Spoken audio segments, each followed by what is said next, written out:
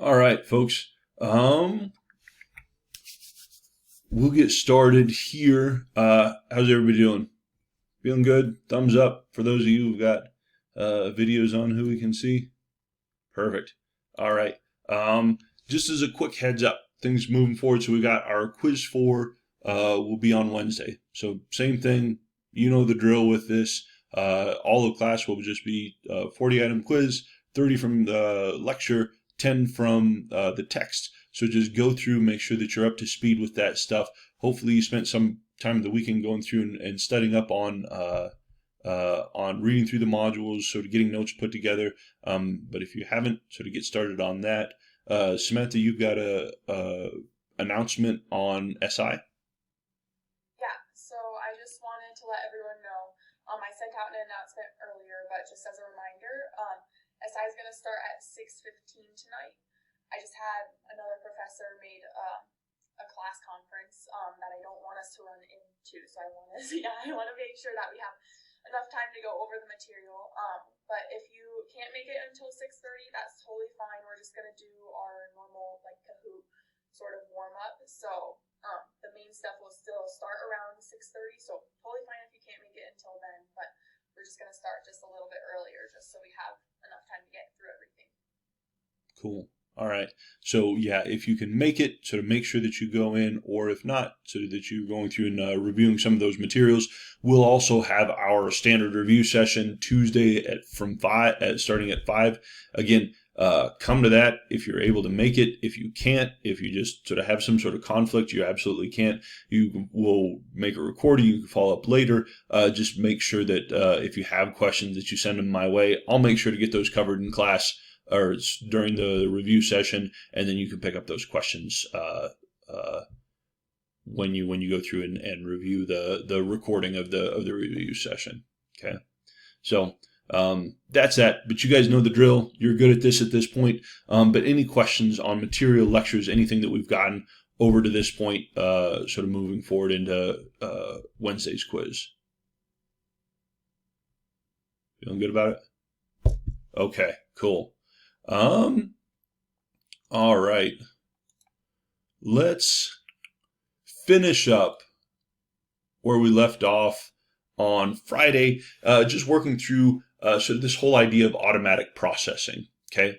So we had talked about with this 3-stage model of memory, what we do is we've got information coming in from the universe, like coming in, bombarded with information. Right now, there's just a ton of things that are coming at you, and that information temporarily being stored in your sensory memory.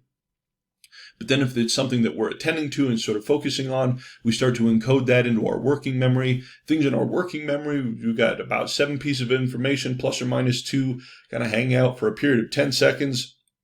Longer if we're going, or 12 seconds, longer if we're rehearsing it, sort of manipulating that information in our head. And if it's something that we're trying to go through and store in our long-term memory, that effortful encoding going into long-term memory. Remember, our long-term memory is an infinite warehouse of information that we can go through, store in there. If we store it in sort of places where we can find it, it's even easier to go through and retrieve it. But essentially sort of just having that information back there, and this reciprocal relationship we talked about previously between working memory and long-term memory, how these two things work together to try and solidify information. But we also had this talked about at the end of class, this automatic, this non-conscious processing, all that information that's coming in, even if we're not explicitly intending to it and saying in our mind, okay, this is how I do this is how I do this, there's learning going on, right? And there's some storage that's going through probably we see this automatic kind of back road path. And what we talk about, this is this implicit memory. And implicit memory, this is the stuff that's being stored without any sort of actual, like, sort of effortful, sort of like stuff that you're trying to put together. And what we know about implicit memory is that it's difficult to verbalize and it's difficult to turn off. Okay. And so we had talked at the end of last class about different types of implicit memory. One, procedural memory. This is memory how to go through and perform tasks, right? We talked about writing. Like when you're going through and writing notes right now, you don't have to think about how do I structure, or how do I make an A or an I or a J or a K or anything like that, right? It's automatic. You're just writing. It's just happening on its own, okay? Same thing. If I sort of, Cade, you're right there in my screen. Cade, do you know how to ride a bike? Yeah? Can you tell me how to ride a bike? So that I can ride a bike. If I've never ridden a bike before, I just follow your instructions and I get it first time around. It takes some practice, right? And this is where that procedural memory comes in, right? Like if you think about, or sort of someone who do I got? So I got someone who are golfers in the audience. Any golfers out there?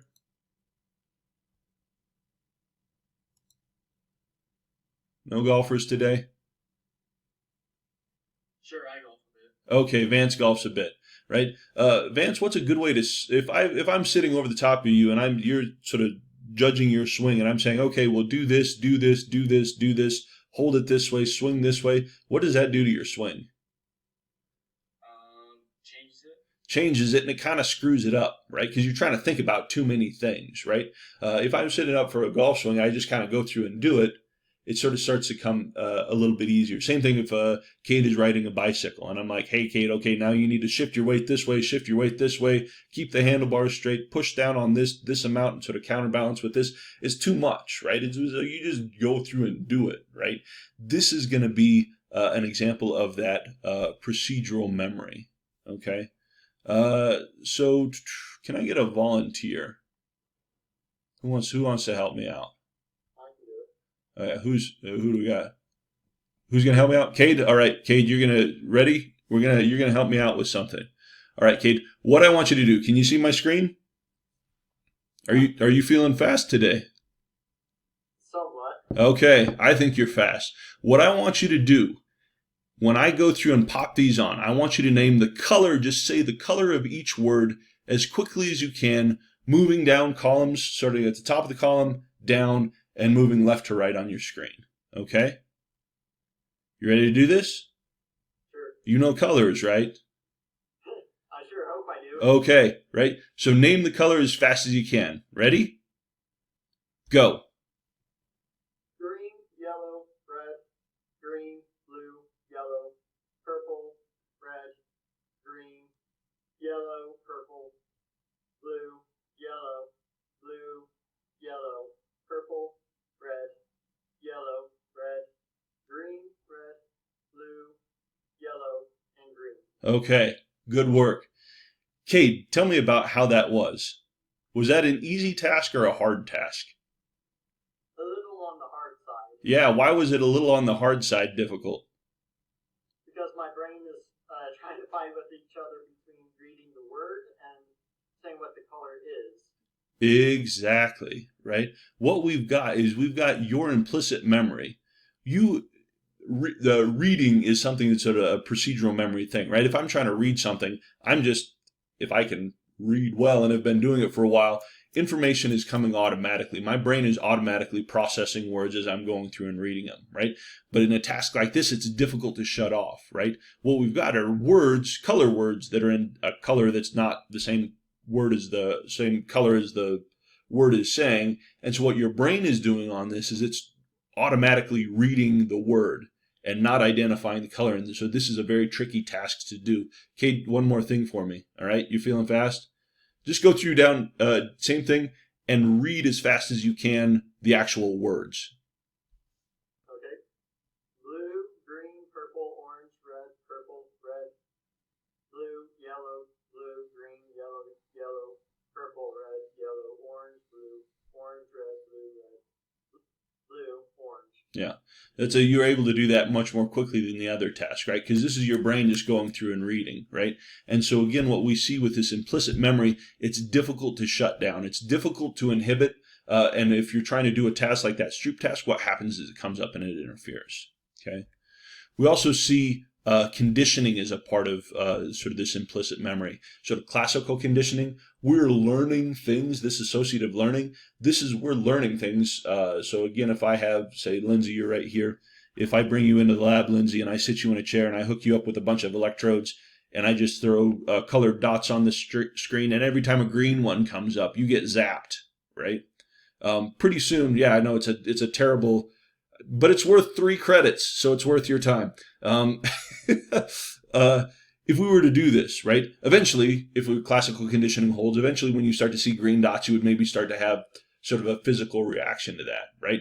You weren't training your body to do this. You're like, oh, hey, remember this, body. It's just something that goes through and gets picked up kind of automatically. Same thing with overlearned operant conditioning things, sort of going through putting on the seatbelt every time the chime goes off in my car. Sort of, if I'm overlearning things, we think about this as sort of being automatic. Right? Other thing that we see as evidence of this non-conscious processing is priming behavior. Okay, what we're seeing with priming is the increased likelihood of certain behavior based on previous exposure to stuff. Okay, let me get another someone else. Brooke, you want to help me? Okay.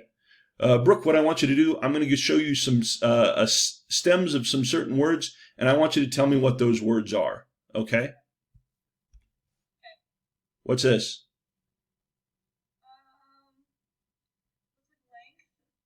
Length? Well, that's too many. That's too many. That's too many letters. You only get 2. Fill in the last 2. I do not know. Okay. How about this one? Memory. Okay. What about this? Think. Okay. There we go. Brooke, you're 2 for 3, and I like you a lot for that. Right? What we did. Right. So I've got some stems here. There are a lot of different words that we could put in to each one of these, but based on the content of the sort of material that we're talking about, right? The likelihood of someone coming in and Brooke coming in with learn, memory, and think starts to be much more likely than alternatives, right?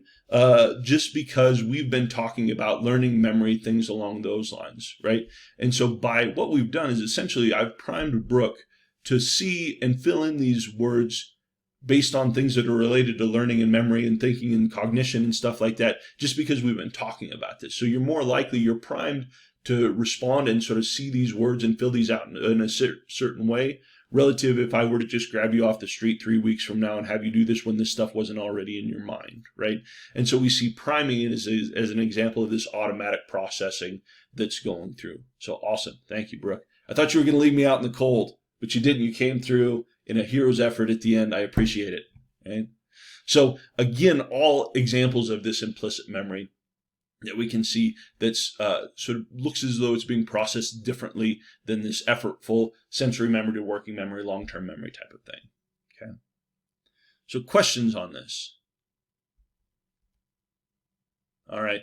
So go through, make sure you take a look at it, read through the lecture summary, comprehension stuff, checks, slides. Make sure you're working through that. I'll give you a sense of whether or not you have a handle on material here. Okay. All right. Going to finish up with talking about certain aspects of forgetting and sort of memory construction, which is really, really cool, interesting sort of area. So when we think about retrieving information, so we've talked a lot about sort of the processing of information, setting it back in long-term memory and how it goes through and stores and encodes and things along those lines. But the other side of sort of learning things and pulling things out is the retrieval piece, right? How do we go through and do we pull information out of that long-term memory? And there's some different types of ways we go about this depending on the task. We've got recall memory, and recall memory involves the explicit retrieval of information or facts that I've pulled in from prior learning, okay? So when you think about evaluation, think about recall as like essay, fill in the blank, like that type of thing. If you're taking a language class, thinking about like, how do I say this? How do I say that? How do I say X in another language? That vocabulary stuff, that's recall, pulling things in. Okay? This is going to be different than recognition. Okay, recognition is the identification of information of facts that I've seen before. Okay,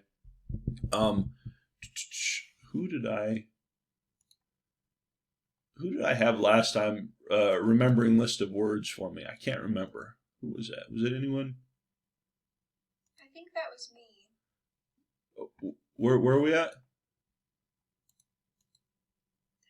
Hello? Hello? Oh, Natalie. Was that? Hi. Hey, how's it going? Do you remember any of those words I asked you to remember last week? Yeah. Tell me as many as you can think of, or as you can remember. Apple, boat, cucumber, plane, banana, you know, table and boat. Okay, that's huge. Okay, Natalie, you're awesome. You got a fantastic long-term memory. All right, this was all recall stuff. I just asked Natalie, like, how do you remember? Sort of tell me all the words that you can remember. You're reaching into your long-term memory and pulling that information out, and sort of saying, okay, these are the things that I've learned. Now, if I were to say, uh, Natalie, before did well, in that list of words, do you remember hearing broccoli or carrot? Carrot. Okay. Did you remember hearing armchair or couch?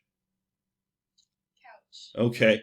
These are things that are recognition memory, right? I'm giving Natalie two choices, and I'm saying, did you hear this or did you hear this? And she's able to go through and identify. Recognition memory is much, much, much, much, much easier than recall, okay? This is why your traditional multiple choice questions are garbage in determining whether or not you really understand anything, is because most of the time what it is, it's saying sort of recognition is, and then you're going through and you're saying, I've identified this, I've seen this definition before, and coming up, right? Different types of memory, recognition, much easier than recall, okay? And what we also see here is relearning, okay? And this is evidence that there are things in our brain, or sort of material, sort of information in our brain that's back there. We just can't get it and pull it out. But we have evidence through relearning that it is in there, that we did learn something. We're just having problems with retrieval. So again, anyone currently taking a language class or sort of taking language classes before in the past? Yeah, I've taken Spanish before. Okay, who's that? Caden, and who else? I'm taking ASL. I took Russian. Okay, so Lindsay, Cade, and I didn't see. Was that Kylie? Was that you? You taking something before? Yeah. Okay, cool. Thinking about when you first started taking that, learning that language, right? You go through, you learn some vocabulary, stuff like that, and then let's say it's sort of a semester, maybe a year. You go back through, and I'm saying, okay, ask me about tell me all these vocabulary words, right? There's a good chance that you're not able to do a lot of that, right? Because it's just like, oh, I've forgotten, it's not there, I can't pull it out, right? I can't remember, right? But what we know is that information probably isn't gone. It's still in there. You're just having a hard time retrieving it, okay? Because let's say, Lindsay, did you say that you studied Russian? Okay. How many semesters of Russian have you taken? 4. Okay. Thinking about when you first started, think about the vocabulary that you learned in the first time you took that class. Did you learn that vocabulary, say maybe after you start the second semester, and there's vocabulary that you can't remember? How long did it take you to relearn that relative to sort of when you first learned it? I think it was pretty quick. I feel like we used that vocabulary the whole year, so I didn't have a hard time remembering it. Like, we learned the essentials first that we were teaching them. So Okay. I still remember it, and I haven't taken it for years. Yeah. Okay. And so this is what we find, right? So even if you've taken, say, how many semesters or how many years of Russian? 4 years, or two semesters. 4 semesters. Okay. So if we were to go through even that stuff that you had sort of forgotten, right? If we were to go back through and been exposed to those words, that vocabulary, just a couple more times, you would probably pick that up very quick. And what this is this is relearning. This means that it's not there. If it was completely scrubbed free of your brain, if you had truly forgotten it, there were no traces of that information, we would see that it would take you the same amount of time to learn it the second time as it did the first time. But that's not what happens. The second time around, even if I've forgotten it completely, right? I can't remember. I can't pull any of this information out. The second time around, you pick it up much more quickly than you did the first time around, which tells me that it is in there somewhere, right? Because if it was scrubbed clean, if it was a blank slate, it would take you the same amount of time the second time as it did the first time, but that's never the case. So we've got this relearning thing suggesting that we have much, much more information stored back there in that memory than we can voluntarily recall. This recall memory is the hardest, sort of coming back through. Recognition is a little bit easier, but we see through relearning evidence that this information is back there, even if we can't pull it out. Okay. Questions about sort of different types of memory? All right. So what we see again when we're looking at encoding disruptions in our encoding of information, a number of different things that can happen. Inattention. If I'm not paying attention to something, it's going to disrupt my encoding, and it's going to be much harder for me to get and sort of take and pull that information in. This is why we've got very clear evidence of sort of multitasking. Some people say, oh, I'm a multitasker, I can do multiple things at once. Some people are better at it than others, but you're never going to be as good at that as if you're sort of focused on the one thing. This is why having distractions and cell phones and things like that when you're trying to pull in information starts to become sort of problematic in terms of sort of learning and retention, because what we see is this type of thing starts to disrupt encoding. Okay. We also see something that we call proactive interference. What we see here is interference of prior learning on new learning, right? So we got proactive interference, it's things that I've learned before are influencing my ability to learn new stuff. Okay. So let's say, think about passwords. All right. Have you ever tried to remember? So say you're got an account, and the system says, oh, you need to have a new password, forcing you to change your password for security reasons, right? So you go through and put in your new password. Sometimes, right, it's hard to remember that new password because every time you go in and have to enter your password, what comes up first in your brain? My old password. The old password. And what we've got is we've got this proactive interference where we've got old stuff interfering with the new thing that I'm trying to learn. Okay.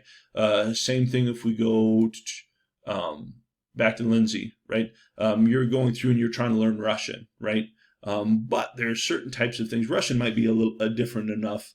But there's sort of the problem is what I've got is my sort of learning of the English language interfering with the new language that I'm trying to learn. Let's say I know Spanish, but I'm trying to learn Italian, right? Maybe the similarities, the Spanish that I've learned is interfering with my ability to pick up new Italian stuff, right? We talk about this as proactive interference. Retroactive interference, this is the interference on new learning on a recall of old information, okay? If I were to, Jacob, have you go through and ask you a bunch of stuff from quiz 1, right? What I might find is all the stuff that we've learned up to this point after quiz 1 has interfered with your memory of the stuff that you had learned before, right? So when we're thinking about this, and you can sort of laugh at me, but this is something that I try and do to sort of try to keep these things straight. If I'm talking about proactive interference, I've got old stuff interfering with new stuff. Like it's sort of old things interfering with new stuff, right? And so if you're taking this quiz and you use comfort of your own home and the privacy of your own home, you've got this sort of this motion here, that's cool. No one will take a look at you. Different than if we're doing it in person, right? So proactive interference, my old password interfering with the learning of my new password. Retroactive interference, new information impacting my ability to remember stuff that I had learned before, okay? So even in, say, a night of studying, let's say, let's say, you're going through and I'm going through and I'm spend about an hour studying psychology, but then I spend like the hour and a half before I go to bed, 2 hours before I go to bed, trying to pick up chemistry. Okay. What could happen is like the chem stuff interferes with my ability to sort of pick up or remember sort of the psychology stuff. So retroactive interference, we got new stuff impacting old information. Okay. People see the difference between the two? They're sort of similarly sounding. It's kind of hard to keep them in your brain, but start waving your arm around. It's a mnemonic. It maybe will help you. Yeah. Other thing that we see is evidence of storage decay. What we see is when we're learning new or picking up new information, our initial forgetting, our inability to retrieve information is pretty rapid, but that stuff that we have, like once we've got it, tends to maintain for quite some time. And the original, some of the original experiments in sort of looking with storage decay were conducted by a gentleman named Hermann Ebbinghaus, okay, doing some stuff with this. And what Ebbinghaus did would have people, let's say, so Lindsay's sort of reported some stuff with language, right? And so what we do is Ebbinghaus pulls Lindsay in and says, okay, what I want you to do is I want you to remember these nonsense syllables. So rai, shi, zop, puz, pu, nik. So these things that don't make any sense, right? And what Ebbinghaus tells you, Lindsay, is I want you to remember this list of 100 different syllabi or syllables. Okay. Anybody have any thoughts on why Ebbinghaus was using nonsense syllables? Because it might be potential for memory to change it so they actually do end up making sense. Right. Because that's just what the brain wants to do. Right. What Ebbinghaus was looking at is what he wanted to look at, like how well does our brain hold really, really new novel information. Right? Natalie, I'd ask you to the previous class, I said, here's a list of words, remember these words. And it was easy for you to remember those words because they were things, right? They were objects that you knew and that you could link back into your brain and sort of think about and sort of help you remember this. But Lindsay's in Ebbinghaus's research, and Ebbinghaus doesn't want Lindsay to be able to pull from long-term memory to help sort of give her an edge up on remembering these things. And so, Lindsay, what Ebbinghaus does is have you memorize these 100 syllables, right? And then what we go through is once you've immediately gone through and you can remember all of these, then gone through and ask you again in 20 minutes to repeat as many as you can. And then 9 hours, as many as you can. And then a couple days, 6 days, a month later. What we find, and this is fairly consistent with stuff, this type of storage decay curve is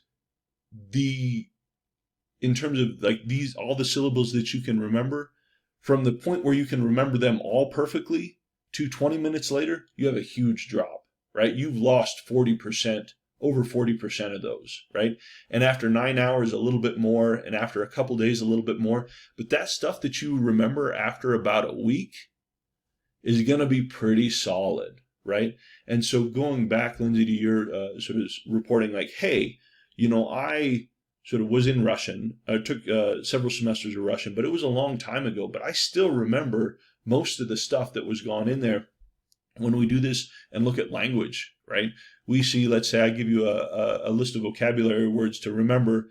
If I go through and ask you 3 years later, the number of vocabulary words that you've remembered, it's going to be a fraction of what you knew sort of if it's sort of at one time. But that vocabulary that you remember at 3 years out is pretty much stable. Like we go out to right now, Lindsay, those Russian words that you know and have right now, you'll probably, if I were to follow up with you when you're 60 and ask you about those words, you'll still probably have those words, right? And so what we see is that information, if once it's in there and we can recall it after an extended delayed period, that's pretty much solid. We'll be able to have that, but that initial rapid decay is pretty severe. Okay, and so this is one of these things that's important when you're thinking about studying for exams. Why? This is part of the reason why spacing things out starts to become important. Because you can go through, remember a bunch of stuff and have a bunch of stuff down sort of right now where you're at this 100% mark. But if you don't sort of do anything with that, 2 days later, you're going to have a fraction of that. And you can say, boy, I really knew that. Like, no, I sort of was 100% on that. Well, you were at the time, but it decays, right? And so if you spread your study out for this class, for any other class, if I have to recall that information that I knew 100% a couple days ago, and if I go back through a couple days after that and say, okay, how much do I remember? I'm probably going to have a massive reduction, right? So then I can focus on the stuff that I don't remember, start to get that up. And so one of the traps that people often get into with exams is say, oh, I remember being 100% on this stuff a week ago.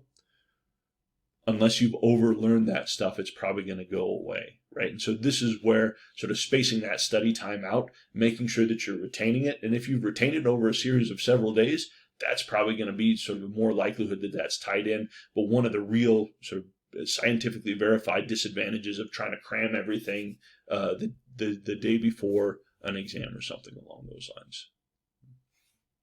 Questions on this? Okay. So these are things that happen to us all the time. We've got proactive retroactive interference. We've got decay. This is going on all the time. But just because of this Gen Psych, we can also talk about things that are less common. Things like amnesia, right? There was someone had a question a couple lectures back about amnesia, sort of how this stuff sort of generally sort of develops.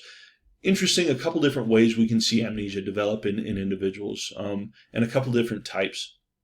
Retrograde amnesia, this is the inability to retrieve information from your past. Okay, this is what I described as your soap opera amnesia, right? You sort of wake up tomorrow and have no idea of who you are because you sort of had no memory of your past, and it turns out you're a secret agent or something. There's someone sort of powerful, important, but you've got amnesia. You can't recall anything about your past, right? This does happen, known as retrograde amnesia. And what we see is individuals who have had strokes or TBIs, hypoxia. If your brain doesn't get oxygen for an extended period of time, what we can see is cases of retrograde amnesia where people aren't able to remember things from their past. I'm able to develop new memories, right? So now you're a secret agent, now at the University of Wyoming, your past is unknown, but all the things that you're remembering now, you're able to pick up and sort of remember and sort of perform wonderfully on exams and things along those lines, right? It's just stuff in the past that's problematic. Okay? We also see anterograde amnesia, and this is a very, very different situation. Here we see individuals unable to perform new memories. Memento was the movie that I was trying to think about before when we were talking about. Anybody seen a Memento? It's a really good movie. Would recommend it. It's sort of the protagonist here sort of has anterograde amnesia. Sort of remembers things by tattooing them on himself. Seems pretty severe. Either a Sharpie or sort of just a notebook probably would suffice, but that's not what he decided to go through and do. But really, we do see evidence of sort of people who have cases of anterograde amnesia, and what we see in these individuals is an inability to form new memories. Okay, and what's really interesting with this is that any time I have some sort of experience, as soon as it sort of fades out of my working memory, it's gone.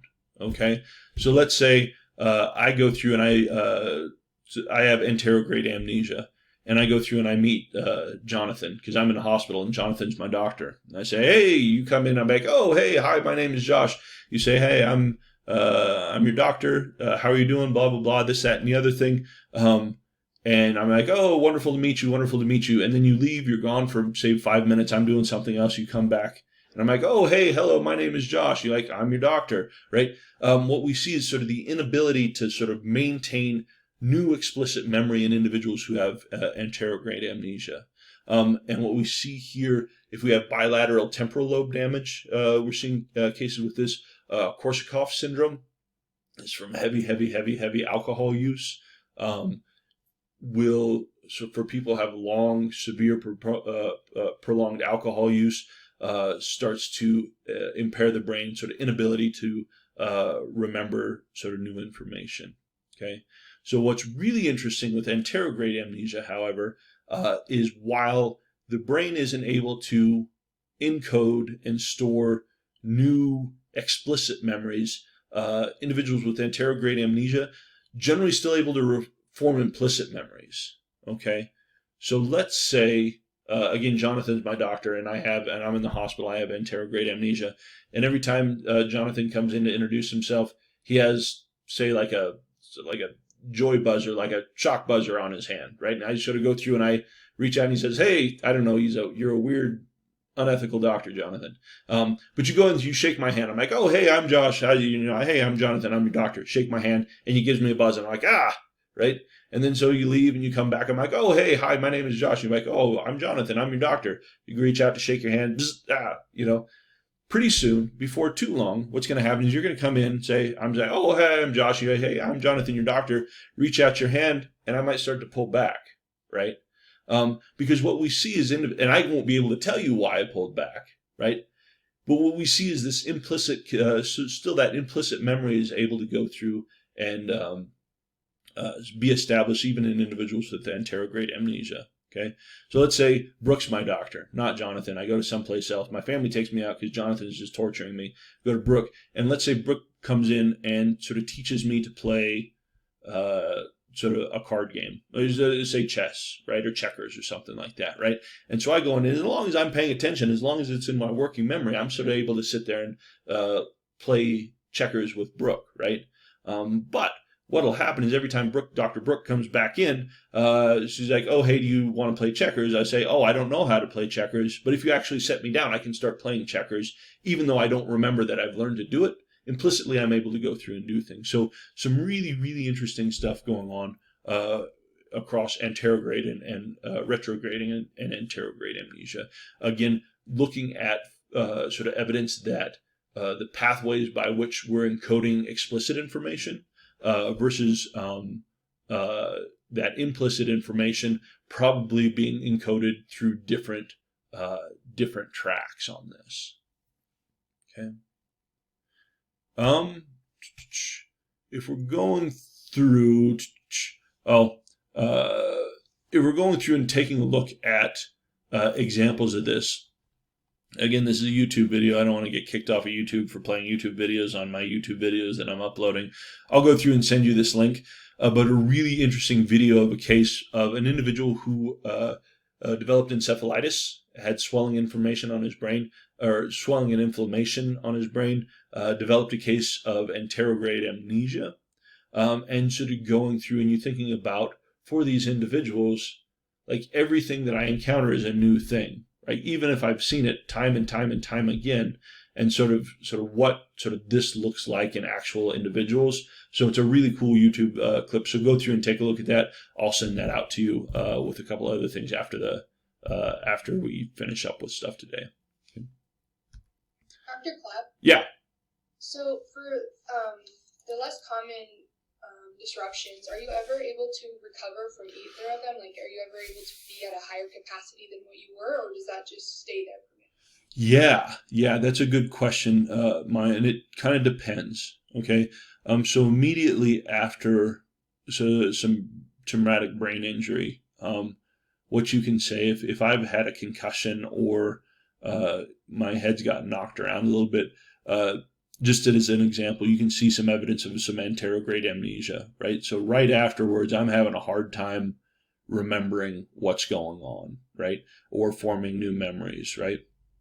I had a sort of concussion at one time, was in the hospital, and so every time my brother came in, I asked him the same 3 questions, and he's like, I've told you this already, right? But my head was rattled around, and so I was having trouble developing or sort of encoding that I'd already asked him and he'd given me an answer before. Right now, fortunately, that wasn't a permanent thing. Right, it sort of kind of heal up, But in that immediate point in time, same thing. If anybody's ever had a concussion, you might find that for you've kind of lost a memory of what happened, sort of immediately following up to that head injury, but it's not a complete loss of things in the past, and so you're maybe kind of able to start to pull things back together, although that gets into some construction issues, right? But a lot of this is going to depend on the extent of the damage and how old you are. Younger folks are generally a little bit better at bouncing back from head injuries and trauma and stuff like that than older individuals might be. But if it's something like Korsakoff's syndrome or severe insult to your lobes, probably not, right? This stuff would tend to be permanent. And so then what we do clinically is try and provide compensatory strategies so that people can live independently and sort of work. This sort of gets into some work with older individuals and dementia. right? Sort of problems with sort of, I have a hard time remembering things and processing new information. And so it's a lot of, setting up their environment so that they can go through and remember things. I've got a whiteboard that I write things down on so I can go through and remember. It's a lot of stuff that's helpful to us all. It just really starts to become important with people who have some of these memory deficits. Cool. But yeah, good question. But what I was talking about before is my ability to go through and remember things from the past. One of the things that starts to be really interesting when we start thinking about the nature of memory, when we think about memory, okay, and I had sort of my ability to go through and remember things from my past, my experience of things from my past is, I've got sort of this sort of memory. I can remember sort of what was going on. We sort of think about memory or talk about memory as it's like I've got sort of these video files on a thumb drive that I just go back through and reference. I'm like, okay, here, this is kind of what's going on, right? And we can have very clear memories, and we can say, I remember exactly what happened from here to here to here to here. When we actually look at memory, though, what we see is that that's not actually how it works. What our best models of memory look like. So let's say, who do I want to sort of pick on here? Let's say sort of Daniel, do you remember what you did for your... Daniel, how old are you? I'm 18. You're 18. Do you remember what you did? Do you remember when you got your driver's license? Yeah. Okay. Where were you at? What were you doing when you got your driver's license? How old were you? Sort of give me a little bit of information on that. I was back in my hometown. My car was beat up pretty bad, so when I was doing my driver's test, the lady was freaking out because my brakes wasn't. Okay. I thought the car was going to fall apart. I waited 6 months after my 16th birthday to get my driver's license because I was too lazy and didn't have a need to go get it at that point until I got a job. I was wearing a blue sweater that I got from a TJ Maxx 2 years ago. Okay, cool. So that's good. So you've got a fairly elaborate memory of this point in time, sort of this experience where you went through and sort of what you were wearing, when it happened, what the the person who was doing the driver's test was thinking, what your car was doing. How confident are you that that was sort of exactly how that all went down? I'm like 98% sure. Okay, right. I would be willing to guess if we actually went back and had like a sort of a video record of what went down, there are probably some things that are part of that memory that are just objectively not true. Okay, they feel very true to you, but what we know happens every time you go through and you tell this story, right? You go into your long-term memory and pull it up. You retrieve that memory. And then you go through and you talk about it. But every time you're talking about it, there's some stuff that's maybe a little bit fuzzy. And you say, I think it was kind of this way, or I think this was happening. I kind of remember it this way. Or maybe you're with your mom or your dad, and they're like, no, actually you were doing this, or this is when it was, and things along those lines. You say, okay. And then you take that, and then that gets restored over the top of the original memory.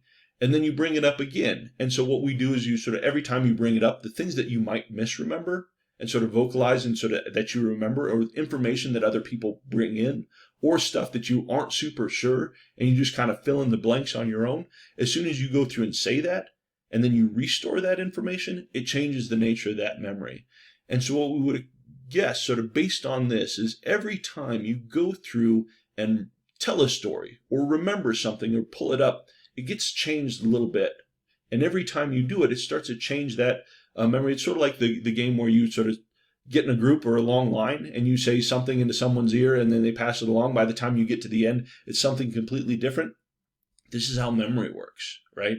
And so what we can see is people who have very, very, very strong, explicit memories of things that happened to them that did not take place. And when we go through, we can start to see evidence of being able to go through and change and modify people's memories. And if you ask them, how positive are you that this actually took place? They'll say about 98%. Like, I'll go to the ground and say, like, this is what happened. But what we see is through this process of construction. Every time we bring it up, every time we talk about it, we take new information and set it in, then it starts to go through and change. So that's not to say, Daniel, that you're a liar and sort of your memory is garbage and sort of that's actually not what happened. But we just know that this takes place, and it's actually not hard to start to modify people's memory of certain things, okay? And so what we can do experimentally, when we've demonstrated in these laboratories, we can start to alter people's memory of information by introducing misleading information. So we call this misinformation effect.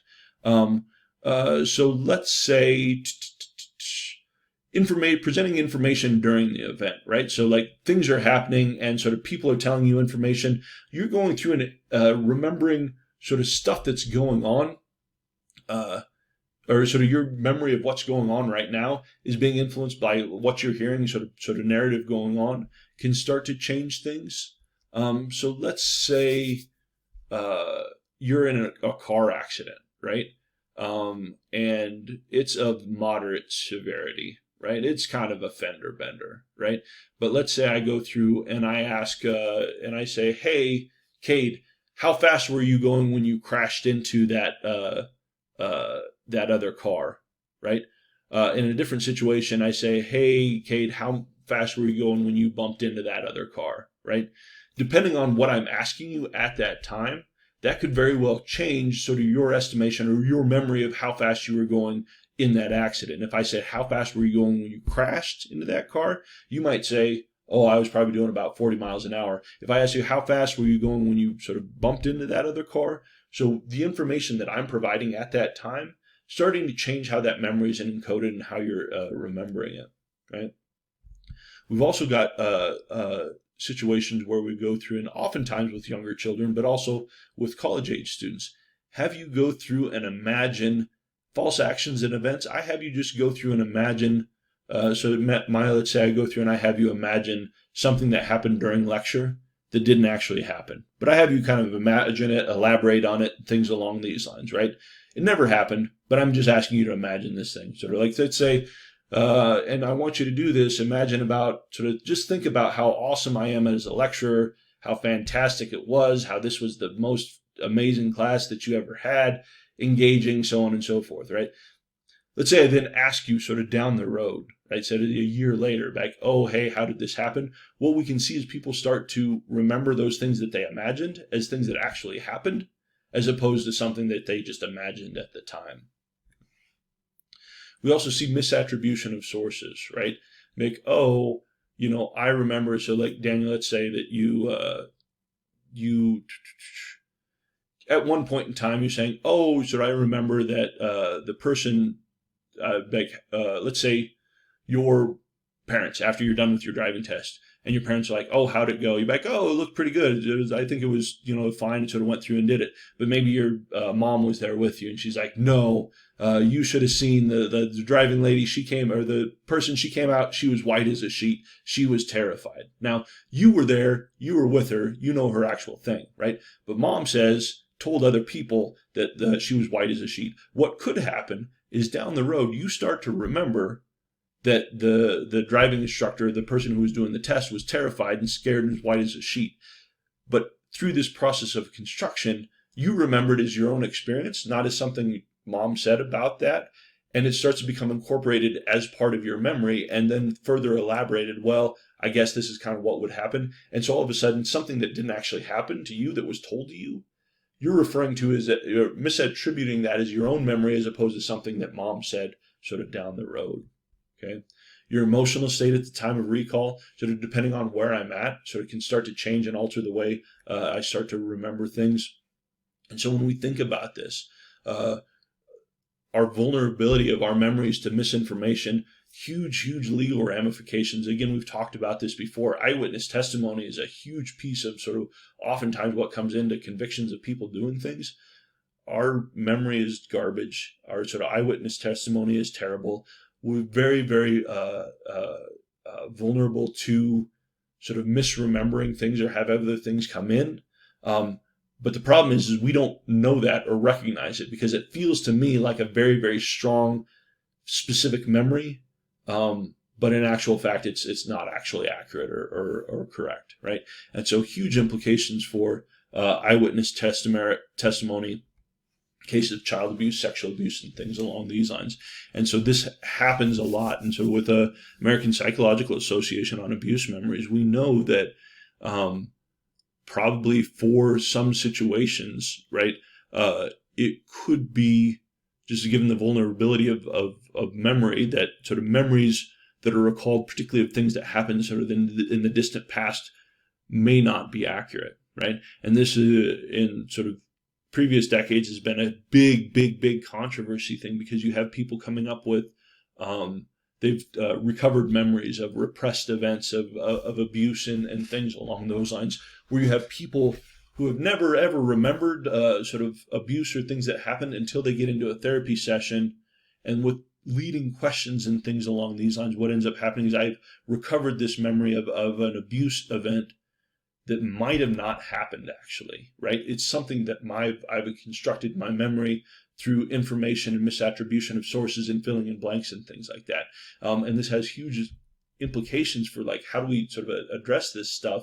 APA's in trying to sort of grapple with this, noting that sexual abuse is very common. Survivors can forget assaults that have happened, and it's not uncommon for situations to trigger memories.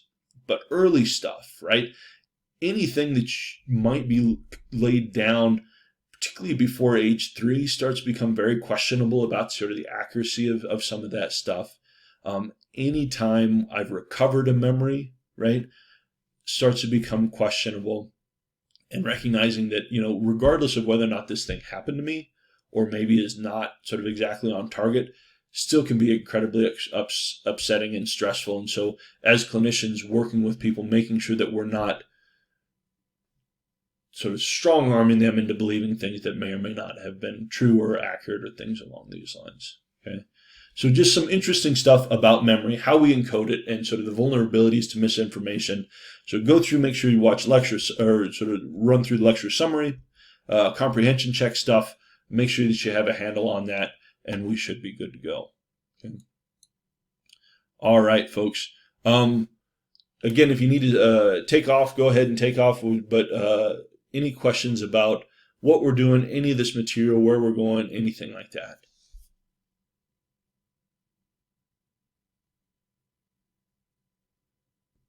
Feeling okay with these processes?